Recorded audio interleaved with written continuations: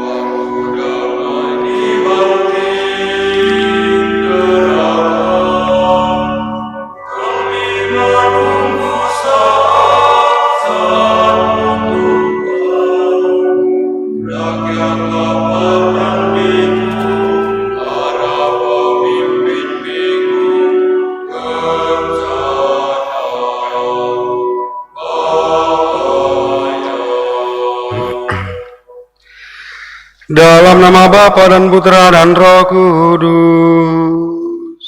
Amin. Tuhan bersamamu. Dan bersama rohmu. Saudara-saudariku yang terkasih dalam Tuhan kita Yesus Kristus, hidup adalah perjalanan menuju Allah. Allah yang penuh belas kasih, Allah yang selalu mengundang setiap orang untuk datang kepadanya. Pengalaman anak yang hilang. Aku akan bangkit dan pergi kepada Bapakku. Menjadi sebuah pengalaman yang berharga dalam hidupnya, di mana ia pada akhirnya sungguh menemukan sosok Bapa yang sungguh penuh belas kasih, sosok Bapa yang menerima kembali anaknya yang telah berdosa. Maka dalam ibadat tobat Prapaskah ini, kita pun diajak untuk merenungkan kembali bagaimana perjalanan kehidupan kita yang kita lalui, yang penuh dengan situasi kedosaan yang tidak jarang membelenggu kita, menjauhkan kita dari Allah sendiri.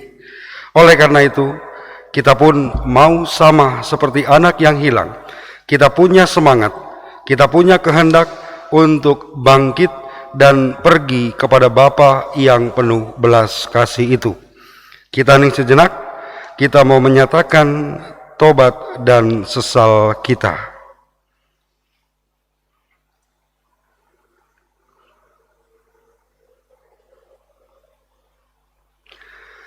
Allah yang Maha Rahim, aku menyesal atas dosa-dosaku. Aku sungguh patut Engkau hukum, terutama karena aku telah tidak setia kepada Engkau yang Maha Pengasih dan Maha Baik bagiku. Aku benci akan segala dosaku dan berjanji dengan pertolongan rahmat-Mu hendak memperbaiki hidupku dan tidak akan berbuat dosa lagi. Allah yang Maha Murah, ampunilah aku orang berdosa. Amin. Kita mohon terang dan bimbingan Roh Kudus, kita doakan bersama-sama. Bapa yang Maha Baik, dengan penuh rendah hati kami berterima kasih untuk anugerah dan perlindungan yang kami alami hingga saat ini. Dalam kesempatan yang baik ini pula, kami ingin kembali merenungkan sabda-Mu yang membuat kami selalu mengutamakan kasih sebagai pegangan hidup kami. Dengan ini semua, kami mengharapkan curahan Roh Kudus-Mu untuk menuntun kami kepada sukacita cinta dalam masa tobat ini. Dengan pengantaran Kristus Tuhan kami, yang hidup dan berkuasa, kini dan sepanjang segala masa. Tuhan bersamamu. Dan bersama rohmu. Inilah Injil suci menurut Lukas. Dimuliakanlah Tuhan.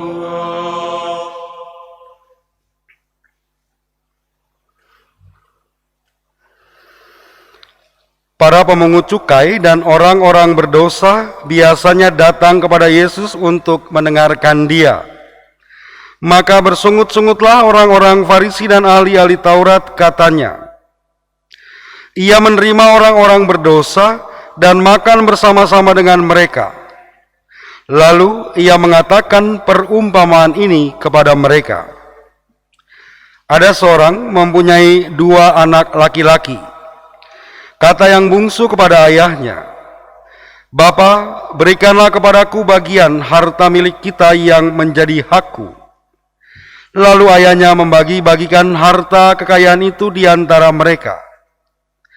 Beberapa hari kemudian anak bungsu itu menjual seluruh bagiannya, lalu pergi ke negeri yang jauh. Di sana ia memboroskan harta miliknya itu dengan hidup berfoya-foya. Setelah dihabiskannya semuanya, timbullah bencana kelaparan di dalam negeri itu, dan ia pun mulai melarat. Lalu ia pergi dan bekerja pada seorang majikan di negeri itu. Orang itu menyuruhnya ke ladang untuk menjaga babi-babinya. Lalu ia ingin mengisi perutnya dengan ampas yang menjadi makanan babi itu. Tetapi tidak seorang pun yang memberikannya kepadanya. Lalu ia menyadari keadaannya, katanya, "Betapa banyaknya orang upahan Bapakku yang berlimpah-limpah makanannya. Tetapi aku di sini mati kelaparan. Aku akan bangkit dan pergi kepada Bapakku dan berkata kepadanya, Bapa, aku telah berdosa terhadap surga dan terhadap Bapa. Aku tidak layak lagi disebut anak Bapa. Jadikan aku sebagai salah seorang upahan Bapa." Maka bangkitlah ia dan pergi kepada bapanya. Ketika ia masih jauh, ayahnya telah melihatnya, lalu tergeraklah hatinya oleh belas kasihan. Ayahnya itu berlari mendapatkan dia, lalu merangkul dan mencium dia. Kata anak itu kepadanya, "Bapa, aku telah berdosa terhadap surga dan terhadap Bapa. Aku tidak layak lagi disebutkan anak Bapa." Tetapi ayah itu berkata kepada hamba-hambanya, "Lekaslah bawa kemari jubah yang terbaik. Pakaikanlah itu kepadanya, dan kenakanlah cincin pada jarinya dan sepatu pada kakinya. Dan ambillah anak lembu tambun itu, sembelilah dia, dan marilah kita makan dan bersukacita, sebab anakku ini telah mati dan menjadi hidup kembali. Ia telah hilang dan didapat kembali." Maka mulailah mereka bersukaria. Tetapi anaknya yang sulung berada di ladang, dan ketika ia pulang dan dekat ke rumah, ia mendengar bunyi seruling dan nyanyian serta tari-tarian. Lalu ia memanggil salah seorang hamba dan bertanya kepadanya, "Apa arti semuanya ini?"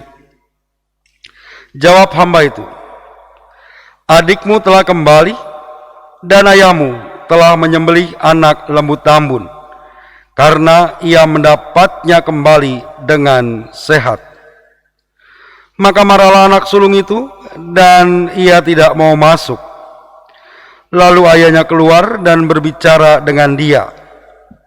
Tetapi ia menjawab ayahnya, katanya, "Telah bertahun-tahun aku melayani Bapa, dan belum pernah aku melanggar perintah Bapa. Tetapi kepadaku belum pernah Bapa memberikan seekor anak kambing untuk bersukacita dengan sahabat-sahabatku. Tetapi baru saja datang anak Bapa yang telah memboroskan harta kekayaan Bapa bersama-sama dengan pelacur-pelacur, maka Bapa menyembelih anak lembu tambun itu untuk dia." Kata ayahnya kepadanya, "Anakku, engkau selalu bersama-sama dengan aku, dan segala kepunyaanku adalah kepunyaanmu. Kita patut bersukacita dan bergembira, karena adikmu telah mati dan menjadi hidup kembali. Ia telah hilang dan didapat kembali." Sabda Tuhan.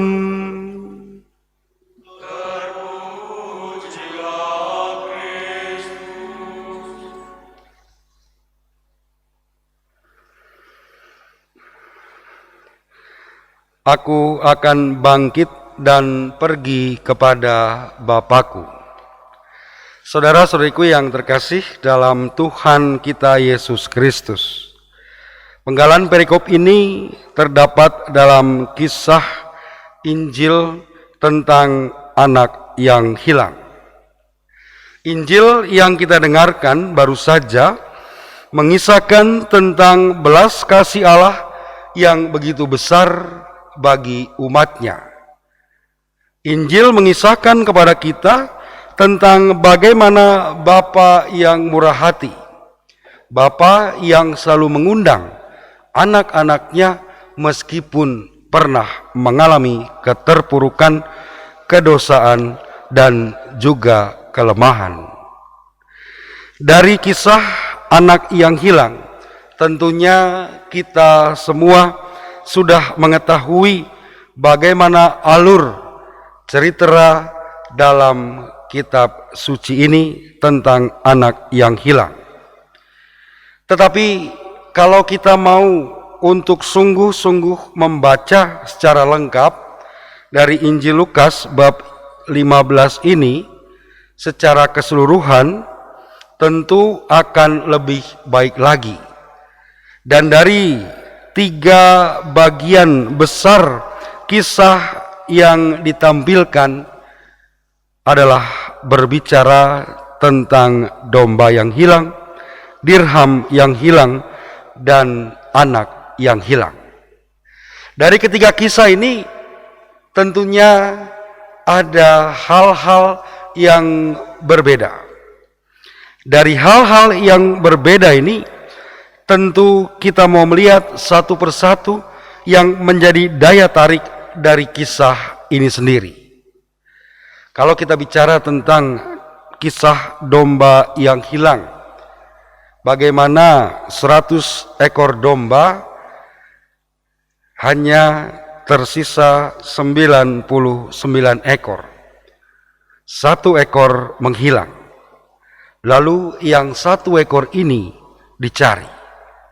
Dalam pencarian ini ada sesuatu yang menarik, bahwa domba adalah sebuah, katakan sebagai seekor yang tidak akan pernah bisa menemukan jalan pulang.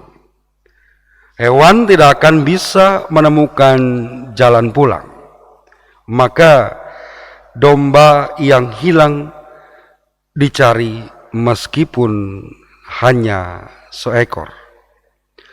Dari kisah dirham yang hilang, dirham adalah sebuah benda yang dalam tradisi adalah yang dipakai pada saat pesta.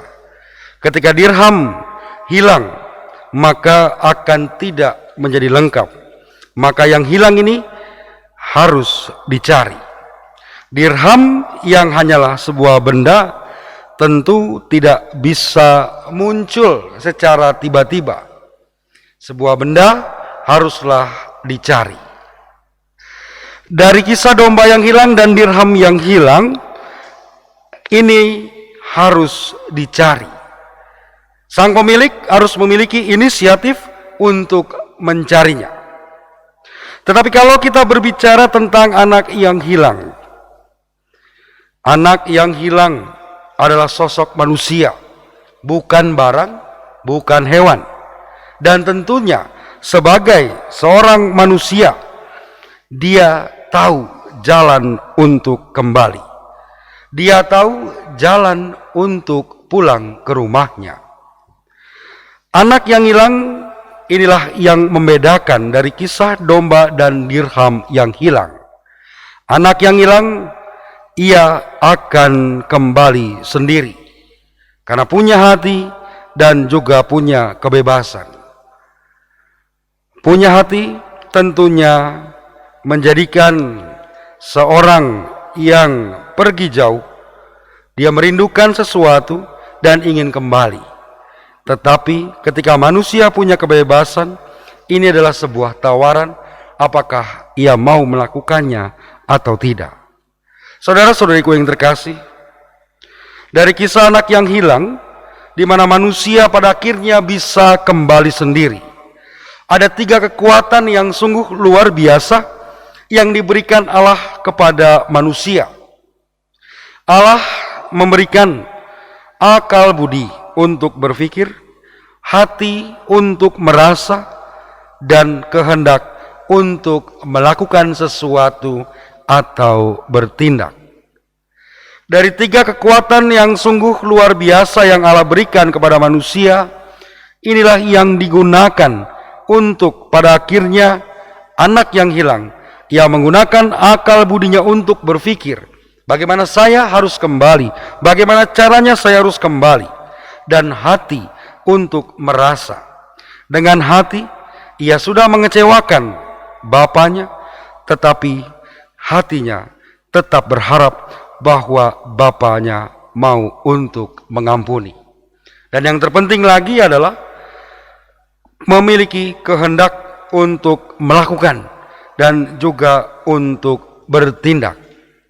Kalau manusia tidak pernah punya kehendak, maka apapun yang terdapat dalam akal budi dan juga hati, maka tidak akan pernah terjadi.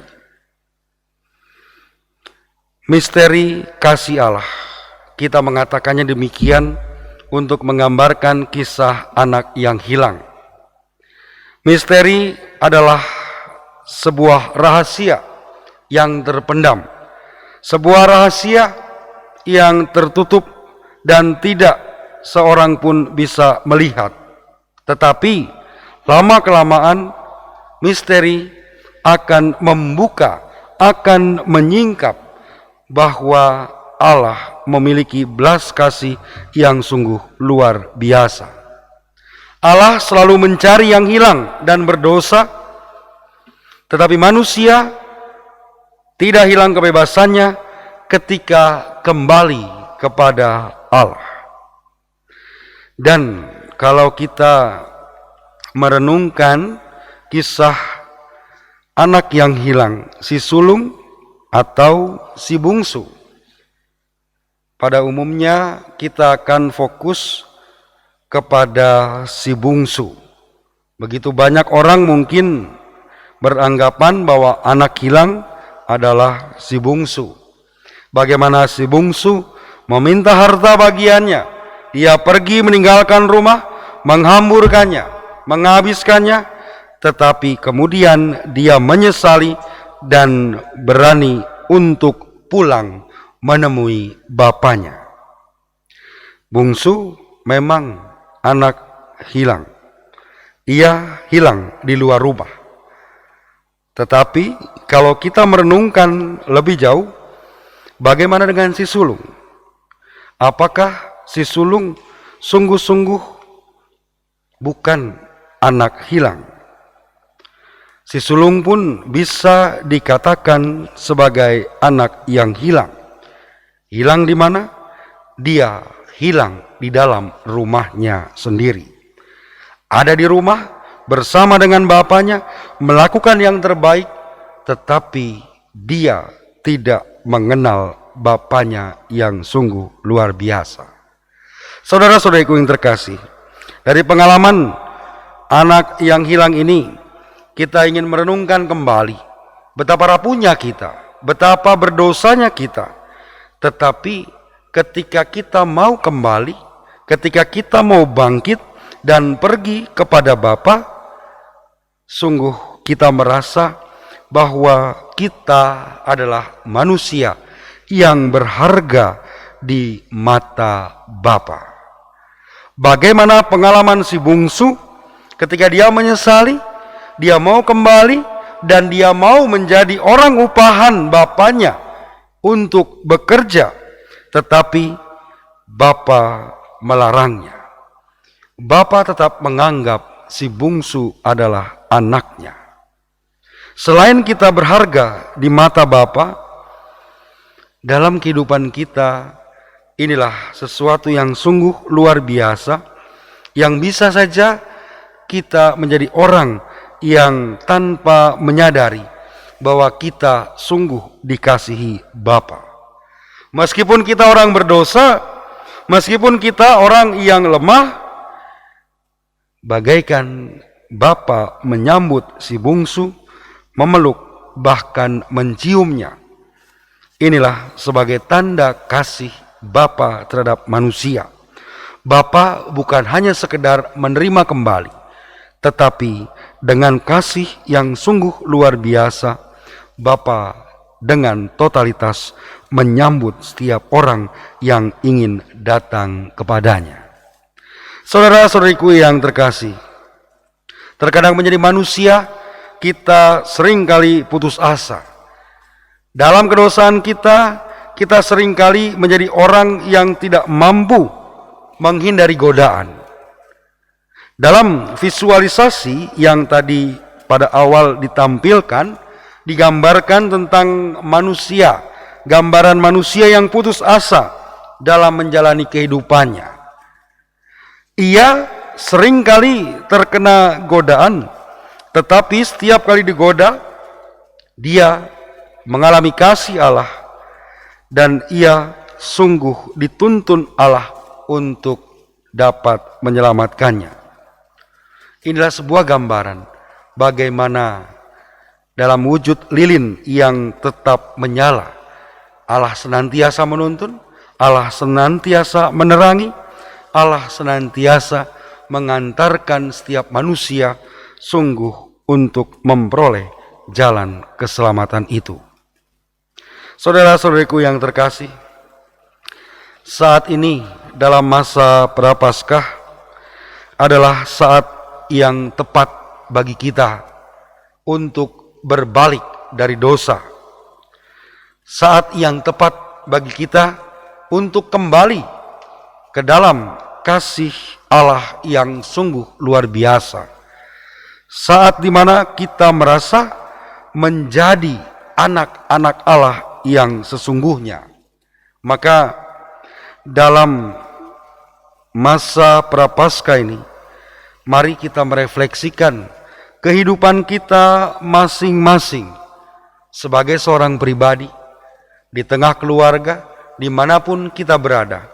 Kita sungguh mau merenungkan dari kisah anak yang hilang, apakah kita ini seperti anak bungsu yang tidak mampu menangkap kasih Allah yang begitu besar, atau kita adalah anak sulung yang masih saja bersungut-sungut ketika ada saudara-saudara kita yang berbalik dan bertobat kepada Allah. Si bungsu menyakiti hati bapaknya, tetapi ia kembali. Si sulung justru menjadi hakim atas orang lain. Saudara-saudari, kita menyadari Allah adalah Allah yang penuh belas kasih, yang selalu mengundang kepada kita. Pulanglah anakku, ada ampun Bapa bagimu. Tuhan memberkati.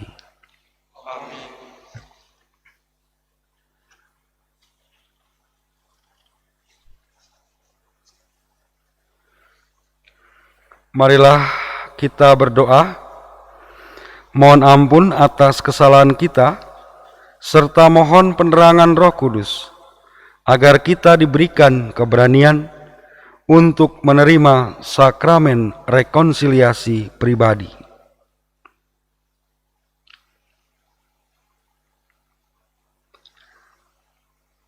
Allah yang Maha Rahim, Engkau tidak mengendaki kematian orang berdosa. Sebaliknya Engkau mengendaki supaya kami bertobat dan hidup. Maka Engkau mengundang orang berdosa supaya bertobat, dan kepada kami yang bertobat, Engkau melimpahkan pengampunan. Kesalahan kami Engkau hapuskan, dan dosa kami tidak Kau ingat lagi. Terima kasih Allah atas pengampunan yang Kau berikan kepada kami. Semoga sukacita di surga karena satu orang berdosa bertobat juga menjadi sukacita kami. Semoga sukacita pengampunan ini mendorong kami dan selalu hidup rukun dan damai dengan seluruh umat-Mu. Ya Allah, perkenankanlah kini kami pergi dalam damai dan selalu ingat akan sabda Putra-Mu yang mengendaki kami tidak berbuat dosa lagi.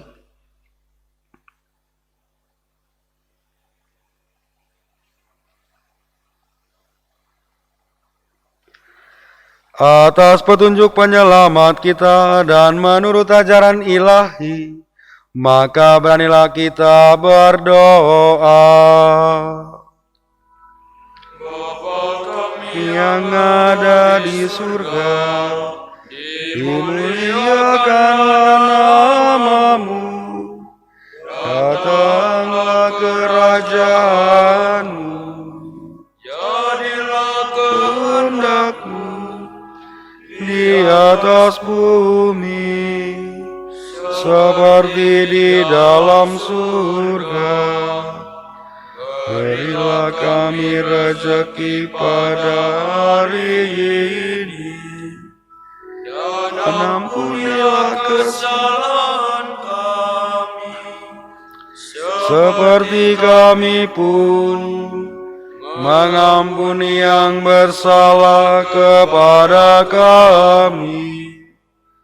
Dan janganlah masukkan kami ke dalam pencobaan, tetapi bebaskanlah kami dari yang jahat. Marilah berdoa. Ya Allah yang Maha Rahim, Tuhan hadirlah melalui para pelayan gerejamu, agar melalui mereka, umat-Mu yang menyesali diri sebagai pendosa, dibebaskan dari setiap kesalahan, dan bersyukur kepadamu dengan hati yang baru. Dengan pengantaran Kristus Tuhan kami. Amin. Kita mohon berkat Tuhan. Tuhan bersamamu dan bersama rohmu. Semoga Tuhan membimbing hati saudara-saudari dalam cinta kasih Allah dan dalam kesabaran Kristus. Amin. Semoga saudara-saudari sekalian senantiasa berjalan dalam hidup yang baru dan berkenan kepada Tuhan dalam segala hal. Amin. Semoga saudara-saudari sekalian dilindungi, dibimbing, dan diberkati oleh Allah yang Maha Kuasa, Bapa dan Putra dan Roh Kudus. Saudara-saudari, dengan ini ibadat tobat sudah selesai. Syukur kepada Allah. Pergilah saudara sekalian diutus untuk melaksanakan tobat saudara. Amin.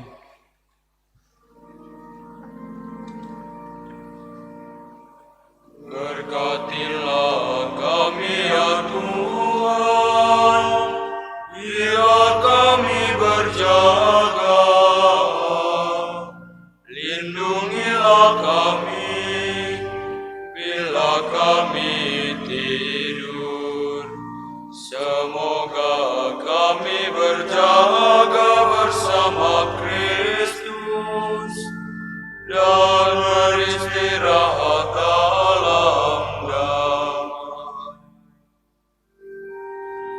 Sekarang Tuhan, berkenankanlah hamba-Mu berpulang dalam damai sejahtera menurut sabda-Mu. Sebab aku telah melihat keselamatan-Mu yang Kau sediakan di hadapan segala bangsa.